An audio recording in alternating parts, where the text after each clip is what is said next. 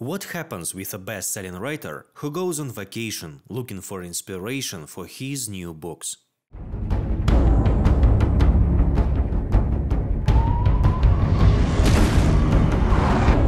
This is Agent Nightingale, FBI!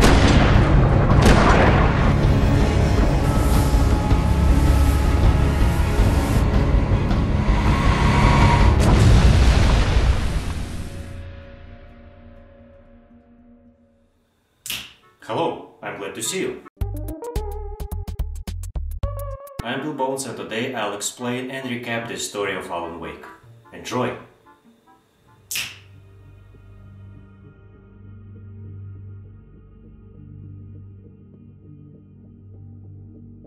Everything starts with a nightmare, where Alan Wake is driving along the night woods, breaking all limits as he hurries to the lighthouse with no reason. Such a rush leads to an accident. Alan Wake strikes a hitchhiker, who is later not showing any signs of life. Alan desperately realizes what he had done. However, his grief is cut off due to his car malfunctioning. The lights are shut off and the hitchhiker vanishes. Alan has a strong wish to reach the lighthouse, so he departs. When he moves away from the car, he feels itchiness in his back. He looks behind and surprise surprise, the hitchhiker is alive and well, but has a strange glowing around his body, holding an axe. The next second the stranger teleports to Alan, saying that now he is the main hero of his own creation. He is threatening and insulting the writer, swinging his axe around. Alan is trying to run away, and then that shadow starts a hurricane which is after Wake. How does it feel to die by the hands of your own creation?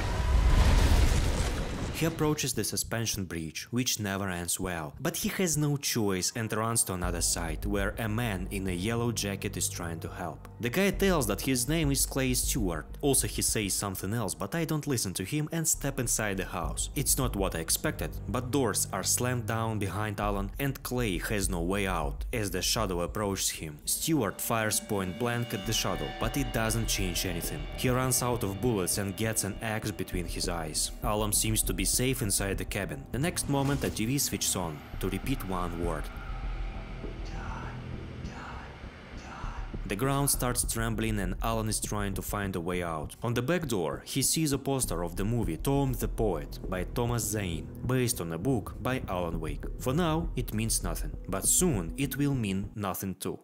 However, in the end, we will get some answers. As always. Something hits the cabin and electricity cuts short. It means danger. Now Wake is in a trap, yet the door with the poster melts by light. The light which can speak. Well done. I have something important to tell you. It teaches how to weaken and even kill this shadow hitchhiker. Also, it gives a gun and a flashlight. The flashlight is the strongest weapon here. It helps to get rid of the dark, but it doesn't cure a taken person. He's still an enemy. The obtained revolver changed the plans of the hitchhiker. The light says bye and disperses. If you think that everything is safe and sound after getting the flashlight and the gun, it's not, as more taken people are coming to get a piece of Alan Wake. The flare gun is coming to help. Running through the woods, Alan finds a road, and as is his nightmare, he sees posters with his books around, as well as the hurricane, which is still actively chases Wake. He runs to the bridge, which is damaged by falling cars, to the lighthouse. Out of breath Alan and panicking me are running to the lighthouse, taking a collectible coffee thermos, because the danger can wait. Then Alan enters the destination point and finds his shelter there.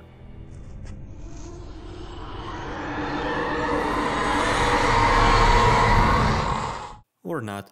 And that was boring beginning, I thought, almost 10 years ago, when I first started this game, not a remastered one. And I used to think this way, and deleted the game, stupid me. But now I changed my mind and the game is awesome. I was so amazed, even shocked throughout the whole game. It brought me so many positive emotions that now I look forward to playing the second game. If it will be released, and I hope it will. So exciting, Alan Wake 2, it's been a decade, fans have been asking you for it. Alan is walking by his waifu Alice Wake. They are arriving at Bright Falls. Keep this name in mind. They stop by Bright's diner to get keys to their cabin from Mr. Stucky. He is back in the toilet, and while waiting, Alan gets to know Rose, a waitress, who is also a big fan of Alan Wake's works. Two brothers Anderson, who used to be in a rock band back in their youth. Rusty, the ranger, and Cynthia Weaver, an old woman who is a bit out of your mind, always holding a lantern. Mr. Carl Stuckey is stuck in the toilet and Alan goes there to get his landlord out. Around the corner, a woman in black explains that Carl got ill and couldn't make it. He got ill in the toilet? She gives the keys and instructions on how to get to the cabin that belongs to her. I think this is fine, nothing suspicious at all. Alan takes the keys and sits back in his car. When they drive literally 2 meters away, Mr. Stuckey runs out of the diner, holding keys from the right cabin, and calls Wake, but Alan doesn't hear it. Wake's family arrives at an astonishing place, Bird Lake Cabin, a house placed in the middle of the lake with a beautiful view and background music.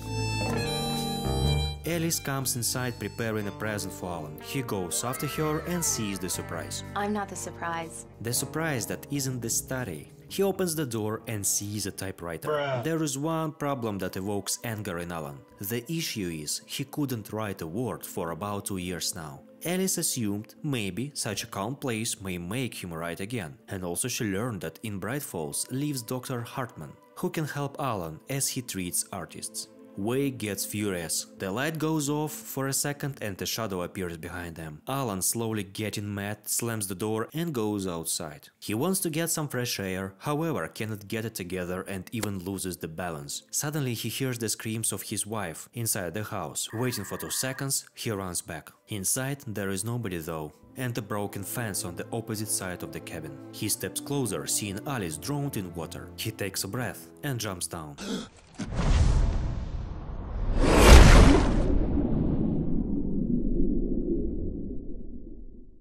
Keep going. Wake up. One nightmare later, he wakes up in the car in the middle of nowhere with a blood spot on his forehead, knowing nothing of what is going on. The only destination point around that Alan sees is the gas station. As it's the only place with light and probably a phone, Alan can call the police and ask for help. He moves on to the dark forest. He sees abnormally light glowing. This is the light from his nightmare, yet this time he is not dreaming. Alan is asking who's there, getting an only piece of paper as an answer. He picks them up and cannot believe his eyes. Those papers are manuscripts of his future book, The Departure, that he had never started. The papers say about a hero who will be attacked by an axe-murderer in the wood. Let's find out whether it's true. He sees a man in the fog who immediately disappears. Good sign. Alan is running after the figure and comes to the timber extraction place, where he sees a cabin with light inside and probably a phone. Wake follows a path leading to the cabin and reaches the dark figure, who is taking an axe out of a dead body. He welcomes Mr. Wake, saying his own name, Carl Stuckey, the guy who was ill. Alan seems to get inside the hurricane from his nightmare, as the winds are blowing stronger, adding some suspense, and Stuckey, who is speaking somewhere from the dark. Wake is getting closer to the cabin and Stuckey starts chasing the writer. He managed to run inside, saving his life, and gets an axe to the door, like in The Shining. Luckily, on the table there is a revolver waiting to assist Alan and a flashlight to lead the way, and a phone. Mr. Stuckey isn't going anywhere, he keeps welcoming and swearing at Wake at the same time. Alan takes a chance to call the police, and when the sheriff picks up the phone, a cliché moment happens and Mr. Stuckey destroys the power lines. I must say that it was one of the very few clichés in the plot. That's what adds points to the game. What's more, Stuckey drives a truck and hits the cabin with Alan inside. He is going to push the building down the river. Everything happens like in Alan's nightmare. He jumps out of the cabin, experiencing attack of the Taken. First shots deaf on Alan, as he has never shot the gun outside the shooting range. Mr. Stuckey is showing up again, but he is not a usual Taken. He resists light longer. The situation becomes even worse when more dark figures are coming from dark holes around. Finally, Alan sees the gas station. Inside he is looking for the phone, but at one moment he is blinded by the TV switched on by itself in front of his eyes. There he sees himself, but with better graphics. He is inside the Bird Lake cabin, wandering around thinking what to do next. He feels the dark presence and the danger, but he has to start writing the manuscripts in an effort to save Alice. The TV switches off and Wake finds the phone. Thanks a lot, it works. So he calls the police. Sheriff Sarah arrives in a second, and seeing Wake, she doesn't believe everything he says. Well, yeah, he says that Alice is missing after they went to Cauldron Lake, but Sheriff interrupts him as there is no cabin since the eruption in the 70s. Alan cannot believe his ears and grows weak, falling on the ground. He also decides to keep silent about Mr. Stuckey, because Sheriff wouldn't believe him anyway. The end of the chapter 1.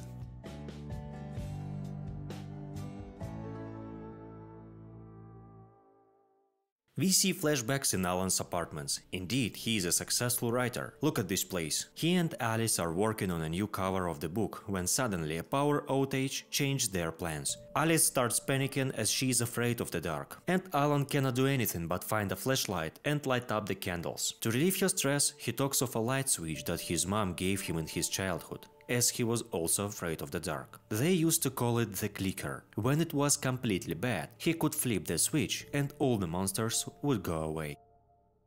After his dream, he wakes up in the police department. As the doctor says, Alan's head is fine, so he can go to the sheriff. Sarah kindly charged Wake's phone. For such a good deed, she expects to get all information she needs from Alan. But when the conversation starts, he gets a call from an unknown man who insists on visiting the Lover's Peak, as this man is a kidnapper and he has got Alice. Alan asks for permission to go outside and take some fresh air. The sheriff cannot stop him as she has no reason to arrest the writer. When he comes closer to the exit, he meets Dr. Emil Hartman, the psychiatrist who invited Alice to Bright Falls. The moment Alan hears that, he punches Emil in the face. When Doctor lands on the ground, a man in red enters the building.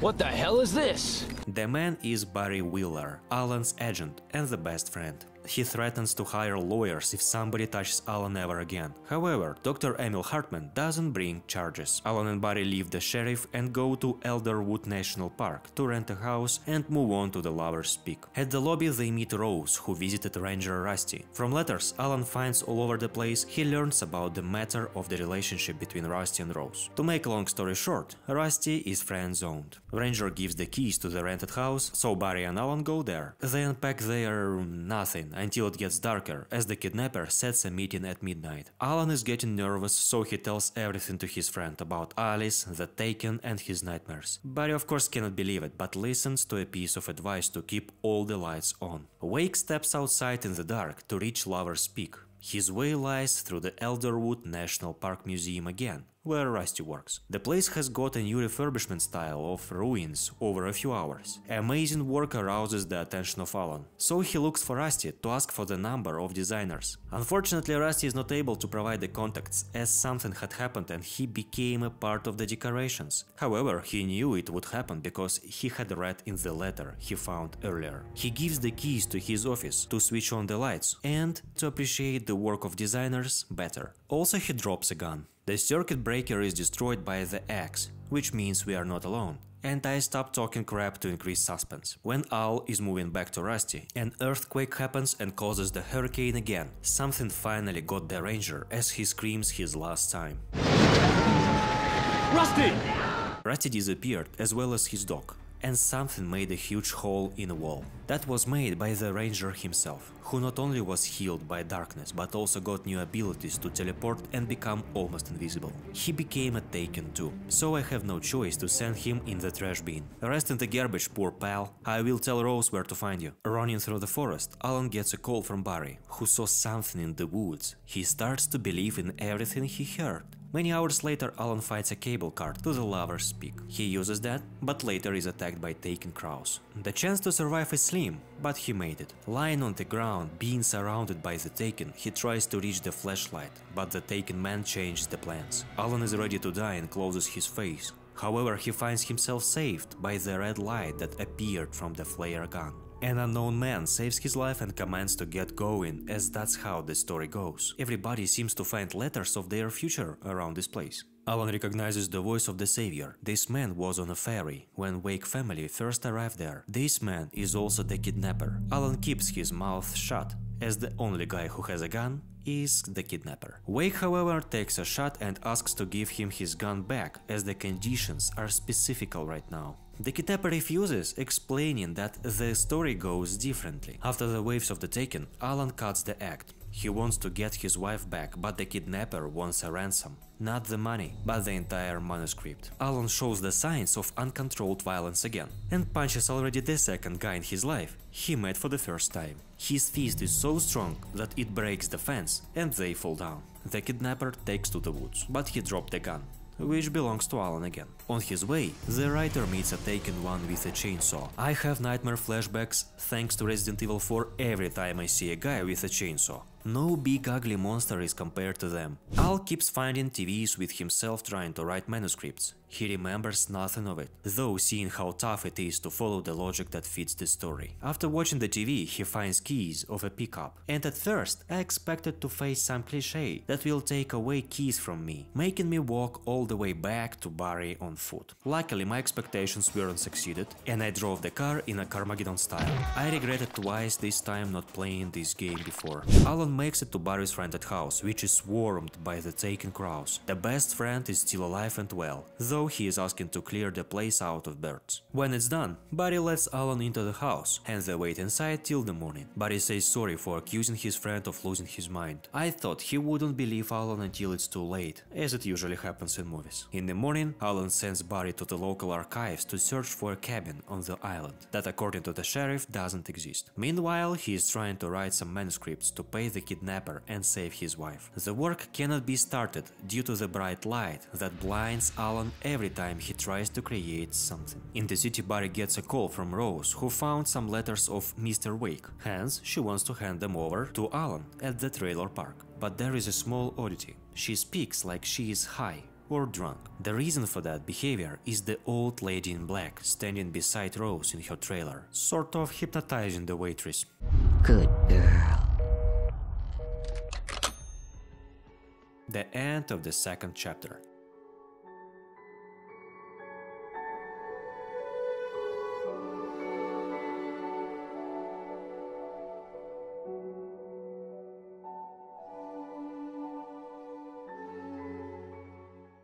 An unexpected offer makes Barry and Alan hit a visit to Rose. As Barry was in the local archives, he found out that Bright Falls is notorious for disappearances, unexpected deaths and other mystical stuff. And most of the cases happened around Cauldron Lake, the place where Alan rented the cabin. Around the 70s, this house was owned by Thomas Zane, a famous writer who was a professional diver as well. He liked that so much that the place was called the Diver's Isle. Moreover, he was a lover with a local girl, Barbara Jagger, who drowned in the lake a week before the volcano under the lake erupted and Zane went down with the island. Additionally, Barry said that Thomas was famous, however he couldn't find any works of his, but he found a person who might know more, Cynthia Weaver, a lamp lady who used to write down the articles Barry had found in the newspapers. She knew Jagger and Zane before they died, and she had a breakdown after the accident. So later after Rose, they need to find this lady and ask for more info. Meanwhile, they approach Rose's trailer. They knock at the door. She immediately opens that, without even changing clothes after the shift. She keeps speaking like she has a stroke or something like that. They come inside a very dark place.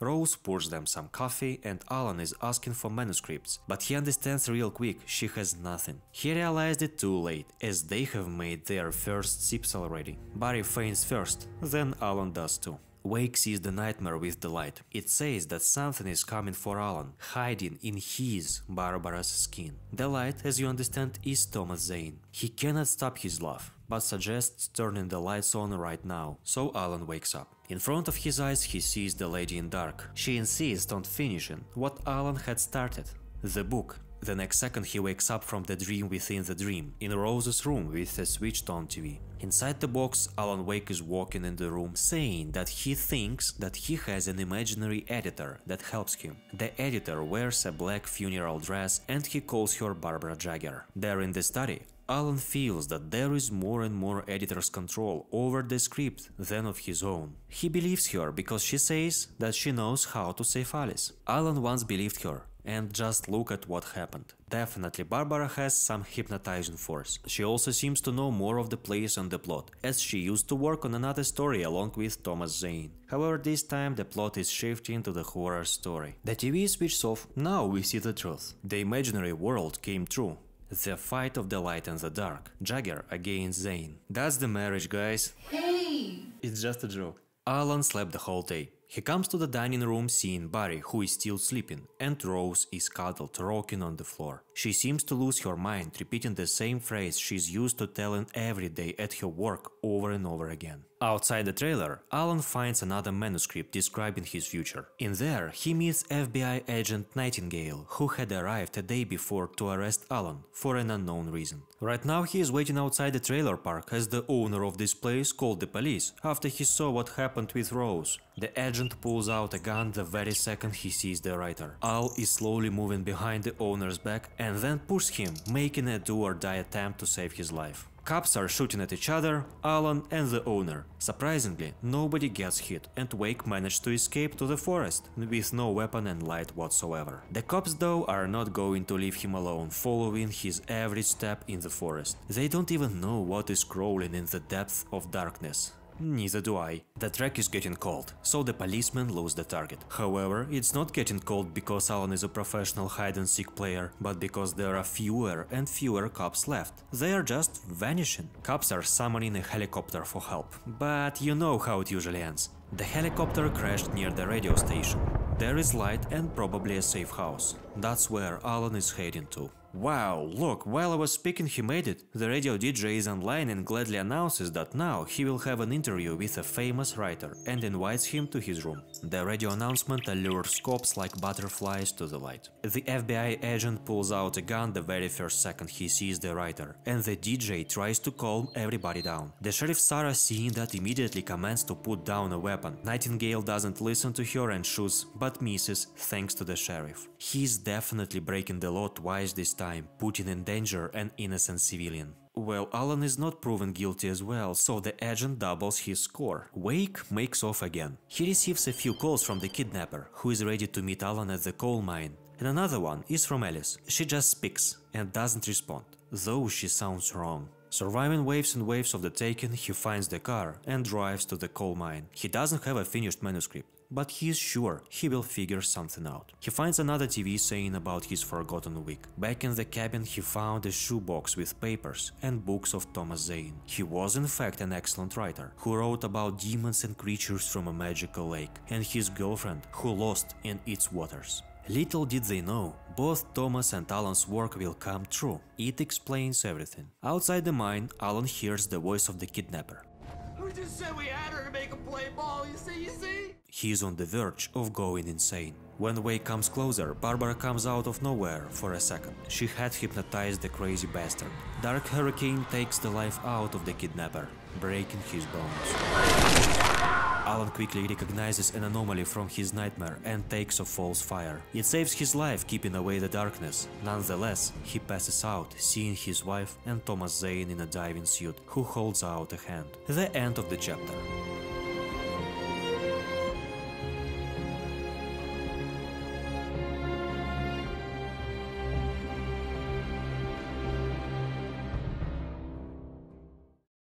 Two chapters and millions of hours until the end. Brace yourself. In fact, it wasn't Thomas Zane, but Alice. It was Dr. Emil Hartman who saved the writer and took him to his clinic. The doctor invites Alan on the trip through his resort. There are more patients around this place. Some we have met before, for instance Anderson brothers. They used to have a band called All Gods of Asgard, but somewhere in the 70s they faced dark presence too. Even though they prevailed, the price was their mental health. Now they are truly gods of Asgard. Thor and Odin with dementia. A storm was rising somewhere on the horizon. Bad weather approached closer, which caused a power outage. That's not a problem. We have gods on our side. Emil Hartman goes away and Odin and Thor help Alan, giving him manuscripts and welcome to their house, called Valhalla. Yeah, boys and girls! There he will find a message. From the paper we see that Emil Hartman used to be an assistant to Thomas Zane. Although Thomas felt fear, willing to give up, Emil insisted on continuing writing, which led to all of this. Alan finds another TV with himself. Back in the cabin, he realized that he has been used by the dark presence, that nothing it said will help Alice. The place is getting darker, with or without the dark presence. Brother Sanderson felt danger. Thor took a Mjolnir that he was capable to lift and hit a nurse. She is alive, if you wonder. Alan takes the nurse's keys to collect his manuscript back from Emil. Throughout the clinic, he has a few enlightening discoveries. First, he finds a tape with a session of Alice and Hartman. He understands that Emil formed a plan to exploit him. But why? Well, Emil was obsessed with Cauldron Lake. He wanted to control its powers, which led to Zane's events. Then, after the failure, he hired the kidnapper, Ben Mott, who lured Alan in Emil's resort. As we see in this place are mostly people of art, so with them Hartman wants to enslave the darkness. And finally Wake sees... Barry? He was closed in the lobby of Hartman. So Alan releases him and enters Emil's office. The doctor is not there yet, but shows up after Alan takes manuscripts and a gun. Hartman tries to convince Wake to work together as they can create something brilliant. Create these nuts, man! Alan closes the door behind, and the dark presence attacks the doctor. After thousands of years I will make an explanation of a game Control, which is in the one universe with Alan Wake, and I'll explain a piece of his future. Subscribe not to miss. Barry and Alan head to Brothers Anderson's house, but they keep in mind that the further the story is going, the stronger the dark presence becomes. They cannot enter the house so easily, as there are too many taken people, so they start a rock concert to have fun first and then make everybody believe in gods of Asgard. The concert ends up in Valhalla. I mean the brothers' house. To protect themselves inside, they switch on the lights and hear a song. It says to find a lady of the light. Alan and Barry get a point straight away. They need to find a lady of the light, Cynthia Weaver. But it's night already, too dangerous to go outside. So they find juice of gods. Booze, which means soon girls will arrive. They drink all night and pass out. Alan sees a dream of what happened that night. He jumped down the water, black like ink. He couldn't find Alice and swam back to the pier. He was told that probably Alice survived and she is in the cabin. Alan believed and ran back, but found only blaming Barbara there. She said to Alan that he is a stupid ooze for thinking his wife had survived. However, Jagger had a solution as Cauldron Lake granted special powers. Alan could do what he is best at and rewrite the reality. It was too late when he realized he is trapped and was manipulated the whole time since arrival. However, Alan had some will left and had written down about a savior, Thomas Zane, who later came and released the writer. In the morning, as it was promised by gods, there is one pussy in the Andersons' house, Officer Nightingale. He is pointing a gun at sleeping Alan Wake to put an end to everybody's sufferings. End of the chapter.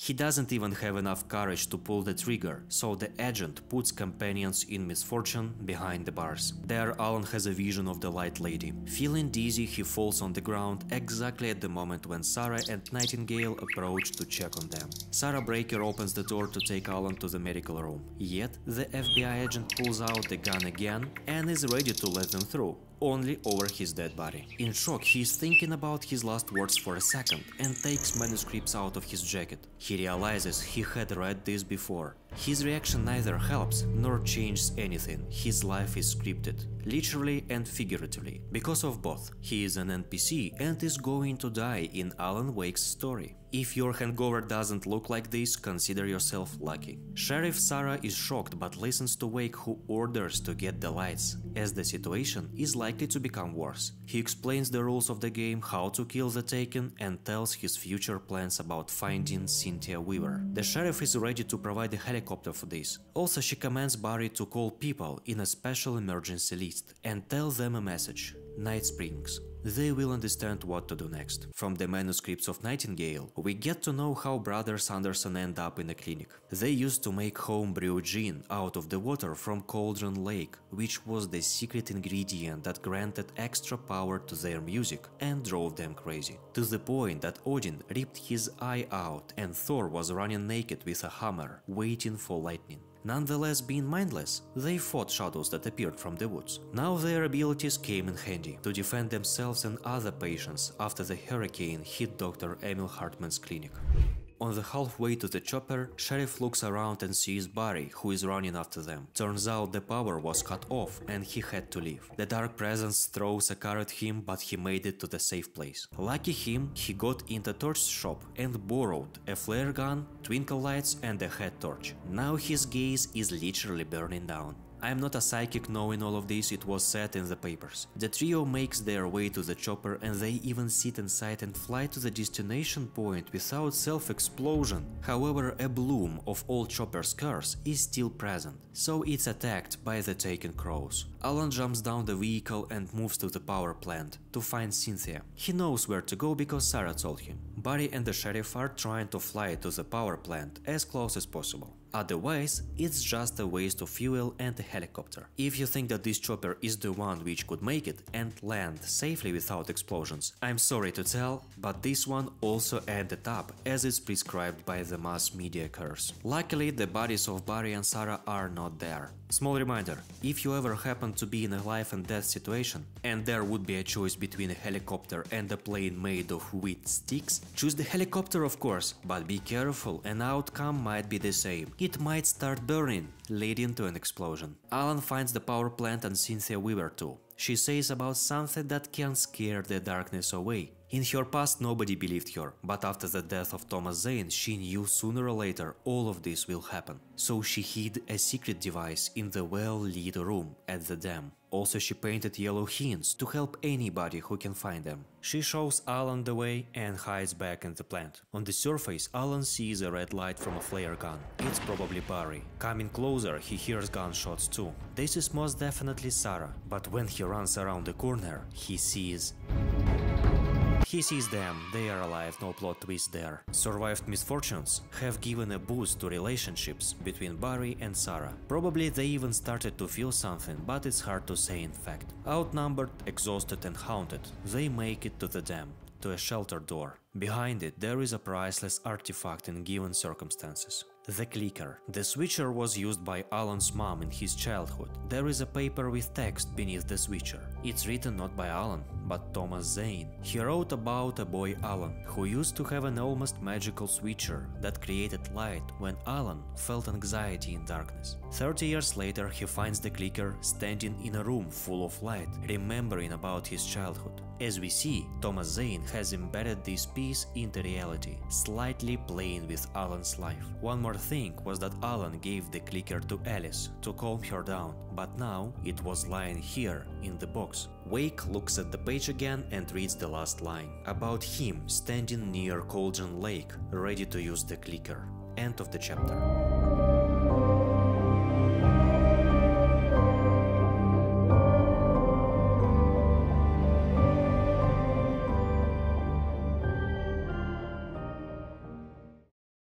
This time Alan wants to do everything right, in his own way, without anybody's help. That's why he points a gun at Sarah, who is ready to assist, telling her to stay here until the day and let him do everything alone. I mean, yeah, sure, it's clear that she wants to help, but not so much to point a gun at her. Barry hugs his best friend and a promising sack of money, with eyes full of tears, and lets his friend be.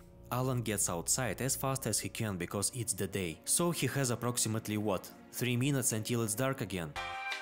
Yeah, almost 5 minutes. What a planet do they live on? On my way I found a hotel where Agent Nightingale used to stay. It gets clear he captured every step of Alan to track him down. We all know how it ended. Stalking is bad, kids. Even if you are an FBI agent, kid. Look at the monster truck taken by the darkness. Dope, right? The last chapter moves the plot to extremes. More enemies, more danger, and fun. Basically, all chapters had something new to amaze. Still recommend you to experience it yourself. Alan approaches the cabin, but it's protected by the swirl of scrap, which was lying on the bottom of the lake. Wake breaks through and jumps to the dark waters. He finds himself lying on the bed back in his apartment in New York with wet Alice. He cannot believe his eyes and asks to turn on the lights. Alice, taken by the darkness, tries to convince him to lie in the bed and sleep. But Alan doesn't listen and looks for ways to switch the lights on. The only way to do it is to use the clicker. When he touches it, everything becomes dark, like underwater, and Thomas Zane appears from a window. He immediately starts to explain his past, even we didn't ask about it, but anyway. He explains that Barbara used to be perfect, kind and beautiful. They were the best lovers. But a new creature is only her reflection. The place where the heart used to be is filled with the darkness, and Alan needs to replace it with light.